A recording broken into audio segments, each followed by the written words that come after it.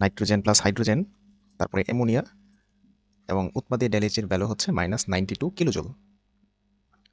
এটা উদ্দীপকে ছিল, এই বিক্রিয়াটা উদ্দীপকে আছে। হ্যাঁ, প্রশ্নটা কি? প্রশ্নটা হচ্ছে উদ্দীপকের এই যে বিক্রিয়াটা যেটা প্রশ্নে দেওয়া আছে এটার উপর ভিত্তি করে তাপের প্রভাব ব্যাখ্যা করো, অর্থাৎ লাসাতেলিয়ার নীতির আলোকে তাপের প্রভাবটা ব্যাখ্যা করো।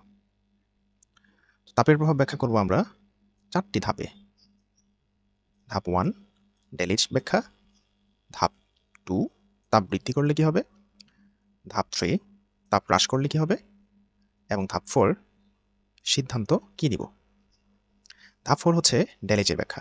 দেখো এখানে কি লিখেছি, যেহেতু বিক্রিয়াটি ডেলিচের মান ঋণাত্মক সেহেতু বিক্রিয়াটি একটি তাপোৎপাদী বিক্রিয়া। বিক্রিয়ায় ডেলিচের মানটা আমরা দেখতে পাচ্ছি ঋণাত্মক, তাই সেটি তাপোৎপাদী বিক্রিয়া। আর যদি ধনাত্মক হতো তাহলে লিখতাম তাপহারী বিক্রিয়া। এই বিক্রিয়ার ক্ষেত্রে আমরা লিখতাম, যেহেতু বিক্রিয়াটি ডেলিচের মান হচ্ছে ধনাত্মক সেহেতু বিক্রিয়াটি হলো একটি তাপহারী বিক্রিয়া। তাহলে তাপোৎপাদী বিক্রিয়া নাকি তাপহারী বিক্রিয়া সেটা টোটালি নির্ভর করতেছে ডেলিচের পরে কোন চিহ্ন রয়েছে। যদি প্লাস চিহ্ন থাকে সেক্ষেত্রে আমরা লিখবো হচ্ছে তাপহারী বিক্রিয়া, আর যদি মাইনাস চিহ্ন থাকে সেক্ষেত্রে আমরা লিখবো হচ্ছে তাপহারী বিক্রিয়া। এরপরের ব্যাখ্যা হচ্ছে তাপ বৃদ্ধি করলে কি হবে। তাপ বৃদ্ধি করলে আমাদের যে ঘটনাটা ঘটবে সেটা হলো, একটু দাঁড়াও, আচ্ছা তাপ বৃদ্ধি করলে কি হবে সেটা বুঝতে হলে, সেটা বুঝতে হলে আমাদেরকে কয়েকটা ধাপ ফলো করতে হবে। দেখো ডেলিচের পরে যেহেতু মাইনাস আছে, আমি ধাপগুলো কি ধাপ ফলো করবো। ফার্স্ট ধাপ, ডেলিচের পরে যদি মাইনাস থাকে তুমি উৎপাদের উপর মাইনাস ব্যবহার করবা এবং বিক্রিয়কের উপর তার বিপরীত চিহ্ন ব্যবহার করবা, অর্থাৎ প্লাস ব্যবহার করবা। ডেলিচের পরে যদি প্লাস থাকতো তাহলে এখানে প্লাস ব্যবহার করতাম, এখানে মাইনাস ব্যবহার করতাম। এখন ব্যাখ্যায় কি লিখবো, তাপ বৃদ্ধি করলে যেটা হয়, তাপ বৃদ্ধি, বৃদ্ধি মানে পজিটিভ। হ্যাঁ, তো তাপ যদি আমরা বৃদ্ধি করি সেক্ষেত্রে বিক্রিয়াটা পজিটিভের দিকে সরে যাবে, যে এদিকে সরে যাবে। তাহলে বিক্রিয়া যদি পজিটিভের দিকে সরে যায় তাহলে বিক্রিয়াটা আসলে হাতের বাম দিকে সরে যাবে। হাতের বাম দিকে যদি সরে যায় তাহলে আসলে বাম দিকে যারা যারা আছে অর্থাৎ নাইট্রোজেন এবং হাইড্রোজেন এদের পরিমাণ বৃদ্ধি পাবে।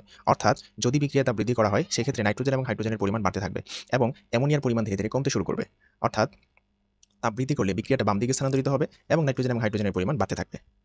তারপরের ব্যাখ্যা হচ্ছে, আচ্ছা এইটার ব্যাখ্যা কি হবে, আমরা যদি এটার এক্সপ্লেইন করতে চাই সেক্ষেত্রে কি হবে। সেক্ষেত্রে আমরা এখানে দেখতে পাচ্ছি ডেলিচের উপরে প্লাস আছে, তাহলে উৎপাদের উপর হবে প্লাস এবং বিক্রিয়কের উপরে হবে মাইনাস। এখন যদি আমরা এই বিক্রিয়াটা বৃদ্ধি করি, বাড়াই, সেক্ষেত্রে বিক্রিয়াটা প্লাসের দিকে স্থানান্তরিত হবে। বৃদ্ধি মানে প্লাস, অর্থাৎ নাইট্রোজেন অক্সাইড যেটা, এটা 3 ভুলে হয়ে গেছে, সরি ফর মিস্টেক।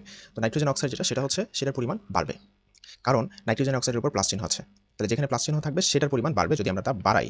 আর যদি তাপ কমাই মানে হ্রাস করি সেক্ষেত্রে যেটার উপরে মাইনাস চিহ্ন আছে সেদিকে বিক্রিয়া স্থানান্তরিত হবে। অর্থাৎ বিক্রিয়াটি বিক্রিয়কের দিকে স্থানান্তরিত হবে, নাইট্রোজেন এবং অক্সিজেনের উপরে স্থানান্তরিত হবে। আর যদি তাপ বৃদ্ধি করি সেক্ষেত্রে নাইট্রোজেন অক্সাইডের পরিমাণ বাড়তে থাকবে।